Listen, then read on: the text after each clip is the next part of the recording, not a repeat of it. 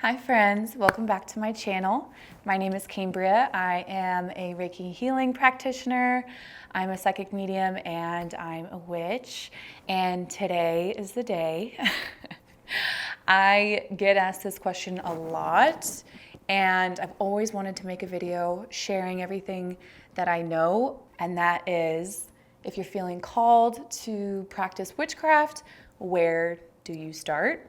I have wanted to make this video for so long, but I really just didn't know how to give enough information without you feeling like bombarded and overwhelmed, because I know starting in witchcraft, there is so much information and so many platforms that we can receive information about the craft that it can feel extremely overwhelming, and it might even discourage people to even start.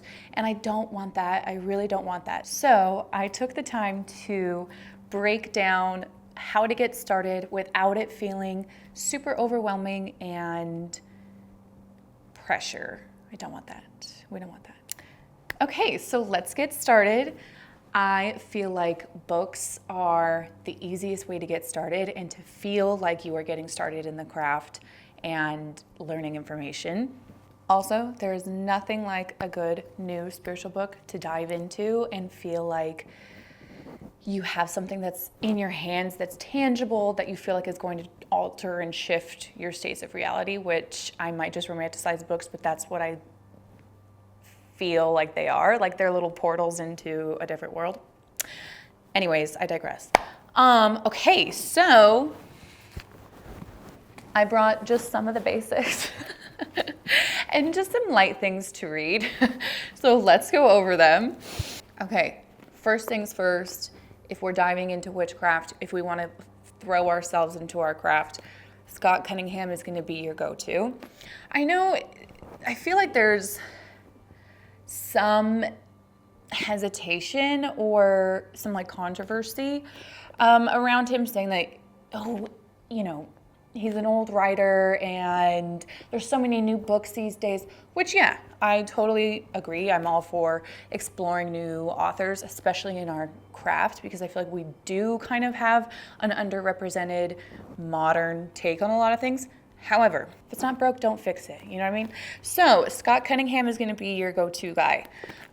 Getting started, we need, as you can see, I kind of, it's a little worn, but that's good. That's good. The Living Wicca book by Scott Cunningham is the perfect beginning dive into a general overview of the Wiccan faith and practice. And I'm just going to start with saying practicing Wicca and witchcraft are two different things. I feel like I should make a whole different video talking about that. But just for the purpose of this video and to not overwhelm you with information, Wicca and witchcraft are two different things. You can practice witchcraft and not practice Wicca, and that's totally fine. Your spiritual practice and your craft and your path is going to be exclusively up to you. However, you're never going to know if something resonates with you if you don't explore it a little bit. So I feel like this book is the perfect general overview to let you explore to see if that resonates with you. He also talks about some very just basic general practices that you can apply into your witchcraft practice if you feel like Wiccan is not your path, which that's totally fine. Also, he's kind of funny, which is great. But the Encyclopedia of Magical Herbs is just a basic go-to when working with herbs as we develop our spellcasting process.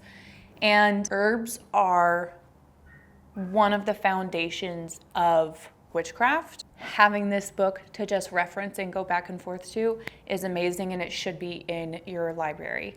Probably my most used book in my craft is the Book of Correspondences by Sandra Kynes. I cannot begin to tell you, it's probably like my most prized possession. I feel like I use it for everything, honestly. Just exploration, knowledge. It breaks down everything that you can think of as far as like your intentions for a spell casting. As we develop our spell casting process within our craft, this book is a must have, like non-negotiable must have. Also, if you feel like you found something better that's along these lines, please let me know. Like I'm all for gathering more knowledge. However, I will die on this hill. This book is amazing, especially for my beginner baby witches or even like my seasoned people in the craft. I think you have to have something so complete and easy to use. I feel like that's a really big indicator if I'm going to be appreciative of a book or not. If it's easy to use, easy to comprehend, it's user friendly, I just think that's so inclusive, and I really, really, really, really appreciate that. As we develop our spellcasting process, our intentions might change as we dive into working with different gods and goddesses. Even if you even want to work with gods and goddesses, that's totally up to you. That's another subject. We're not going to get into it. But this book has everything corresponding to certain intentions, certain lunar cycles. It's amazing. Highly, highly, highly, highly recommend. Definitely for my beginner witches. So I think I saved the best for last. It's The Ultimate Book of Shadows by Silver Ravenwolf. I just actually recently got this book, and I'm not anywhere near completing it. They do put a disclaimer in the beginning of it's more of like an encyclopedia if you want to read it that way, like you just kind of flip to what you need, or if you want to read it start to finish. I feel like I have that brain where I need to read it start to finish. However, I have learned more in the first, what page am I on? However, I feel like I have learned more in the first 30 something pages than I have over the past 3 years that I've really dove into my craft. This book is amazing. It covers all of your bases. It covers gods, goddesses, the history behind why we cast a circle in the first place. It's so, so amazing. I cannot recommend it enough. I feel like, especially being a solitary witch myself, I don't have a coven and I don't have mentors or other witches that I can really gather my knowledge from. And I feel like that, number one, can make you feel a little isolated. And if there's one hope for this video or for my channel itself, is to make people not feel alone in their practice. We might be solitary witches, but I feel like we are connected to each other no matter what. Not to get deep or anything. So being a solitary witch, it can feel a little bit of a struggle trying to gather new information, knowing what is the right information. I feel like the internet and our world in general, there's so much out there that can be a little misleading or a little wrong. So finding books like this that really check all the boxes and go over everything so in depth and so thoughtfully and intentionally, I just really could not appreciate it more. And maybe one day we can all kind of commune together and have a coven together. That's like my dream. However, it's my hope that no one feels alone beginning or starting to dive into their practice. I know it can feel isolating and strange at times and a little outsidery and outcasty, but I'm here for you. And there's so many other witches that would love to share their knowledge. So anyways, okay, so leading into that, so that little rant was the perfect segue into what I want to talk about next, and that is connecting with different witch creators. We live in a timeline that is so amazing when it comes to gathering information and connections with people right at our fingertips. And so I heavily, heavily recommend to use your resources and find different witch creators that resonate with you. YouTube and social media is so amazing, and it's such a tool that if we tap into and use the right way, it can connect us to so many different people that are just like us and who have so much knowledge to share. So I definitely recommend tapping into that and finding your people. I did want to mention some creators that I love that are so amazing with sharing all of the knowledge that they have, and they're so informative and amazing. First up is Ivy Corvus. She is a witch creator here on YouTube. I'll try and tag her page actually, but she's so informative and so knowledgeable. She covers so many different subjects, and so you can really find anything on her page, which I love. And she's beautiful, and I just love her so much. The Witch's Cookery is another one that I watch daily.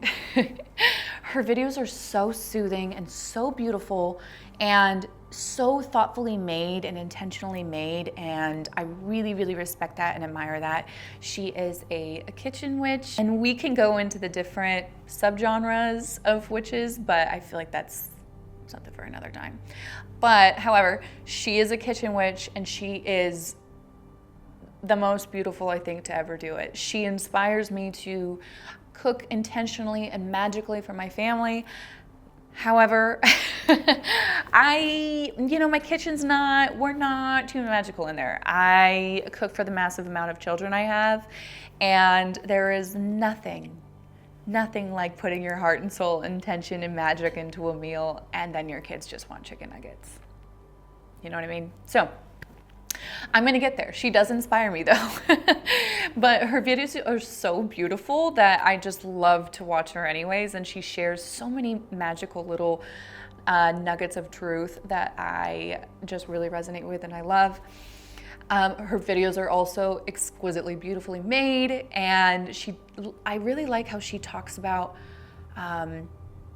so much history in her region of being a witch, and I really respect that and love that, and I feel like we can gather so much information from so many different people around the world, so I just love her so much. I'll also try to tag her page.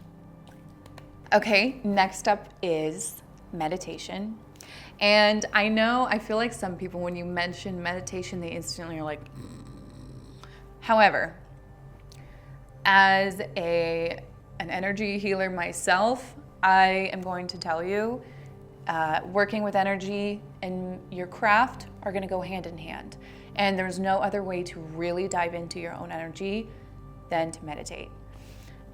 And I wish there was some little sneak around shortcut with this.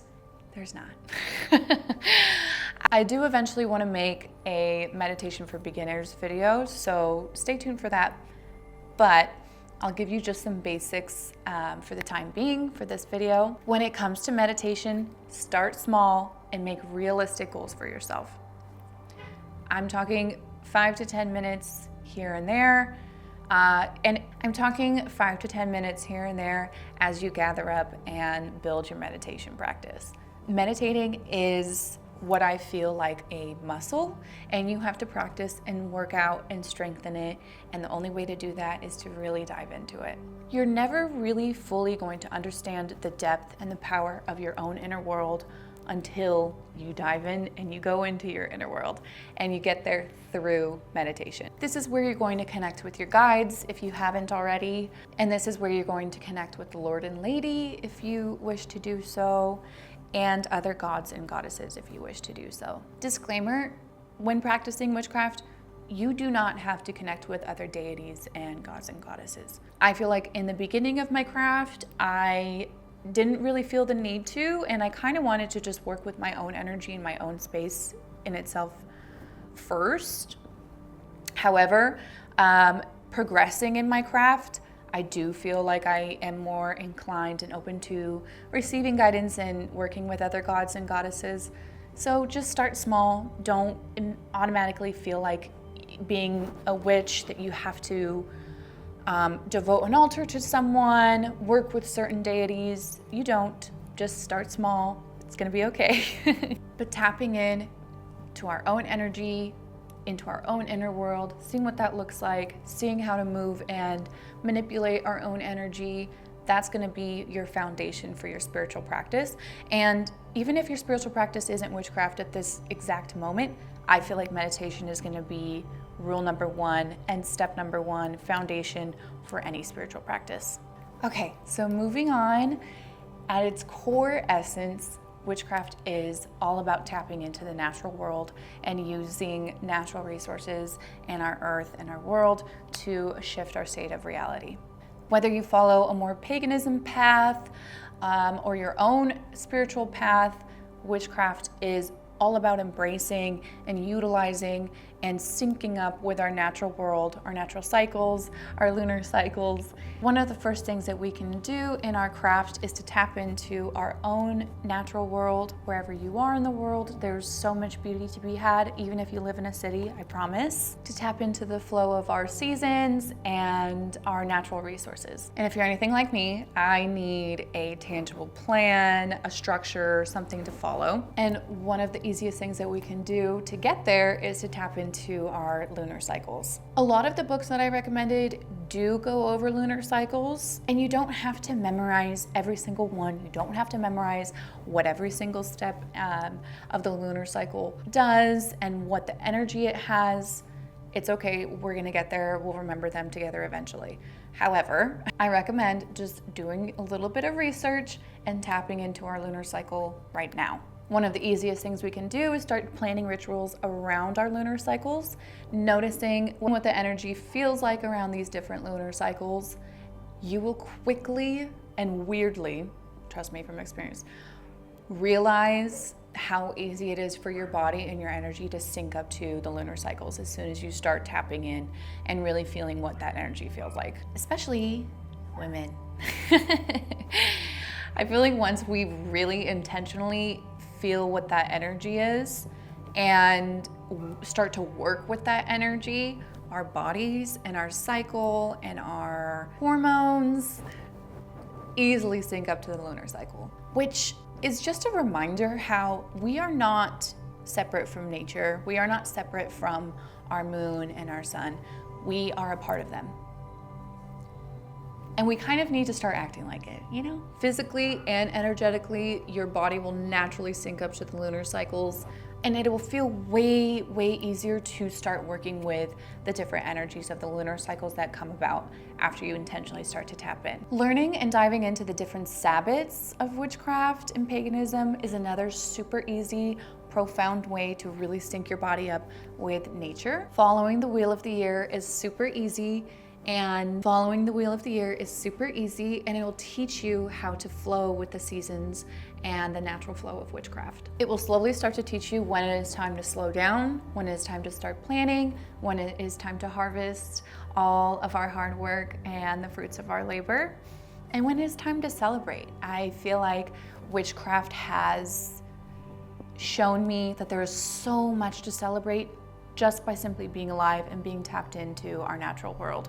And it's funny, once you start to really follow the Wheel of the Year, follow our sabbats, you get to have a party and a beautiful meal and celebrate simply just being alive and being in the flow of nature and having seasons change and figuring out what those really mean, tapping into our ancestors of different witches, tapping into our ancestors and really understanding what they took the time to celebrate, why they did. I think sabbats are just such an easy way and magical way to express our gratitude and celebrate being alive and being a witch and being here on earth for the time that we are, that I highly, highly, highly recommend diving into that.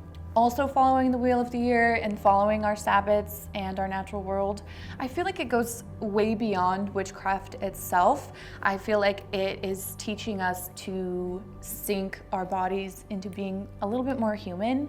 And I feel like we have been separate from our natural world for so long in this timeline specifically. And that's okay. I understand technology and our way of life is a little different now. However, I feel like our natural state is so much more blissful when we slow down and we tap into our natural world and we follow what we are supposed to be. I also feel like it lets us connect with our ancestors. It lets us connect with how they lived and how they celebrated. And if you want to get a little woo-woo and a little spiritual, which I don't even know why you wouldn't, because if any of this resonates with you, then obviously you want to, right? Our ancestors are not far from us. They are tapped into our DNA. We are a part of them right now. So I feel like celebrating our Sabbats and tapping into our natural world, it goes way beyond witchcraft, and it lets us be more connected with our ancestors and our spirits. Okay, my last recommendation for tapping into witchcraft and diving into the craft is to just explore. Whatever resonates with you, lean into it. If that's a certain time period in the world, if that's a certain book, a certain crystal, a certain creator, lean into it and explore it. Everything is meant for you when it's supposed to be in your world and in your realm. Spirit is never going to give you something that you're not ready for, so just take it slow, enjoy the process, slow it down, be present. We aren't all going to start at the same place, and we aren't all going to end up in the same place for our craft. Lean into whatever you are being called to and explore that. There's magic in itself of exploring and discovering different parts about yourself, different likes, different dislikes, different parts that you can implement into your craft. And I always say that when you crack open this door into this world, Spirit pushes that door wide open. You are going to have little flashing neon lights on you after you kind of explore and dive into this world. And Spirit's going to give you so much. It's going to be so beautiful. So slow it down and have fun with it. I know it can feel overwhelming because there is so much information. And once you start to explore being a beginner witch and kind of diving into this world, you will see a ton of videos and books and different information saying how you have to do your research. You have to read 8 million books and watch all these different videos, and then you have to cross-check your references to make sure if it's real or not. And while that all may be true in some sense, I hope that this video reminds you to just slow down and enjoy the process. This is supposed to be fun. This is supposed to be about discovering different parts of ourself, of our world, of our ancestors. So just slow down and enjoy it. Trust in the knowing that Spirit is going to show you what you need to be shown when you need to know it. Connect to your inner wisdom, connect to your inner power. This is where your inner magic is.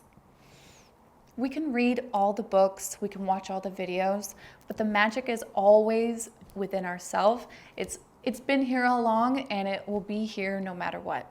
As you progress in your craft, we can make all of the spells, we can have all the intentions, but the magic is always within ourselves. Witchcraft is really just about tapping into our inner power, our inner knowing, our inner wisdom, our inner magic, and being able to express it to the world. You are divine, you are magic, you are a witch.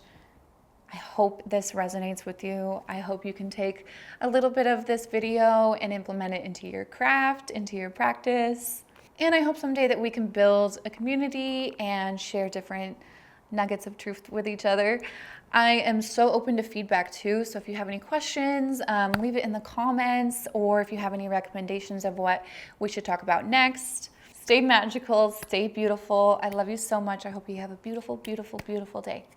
Thank you.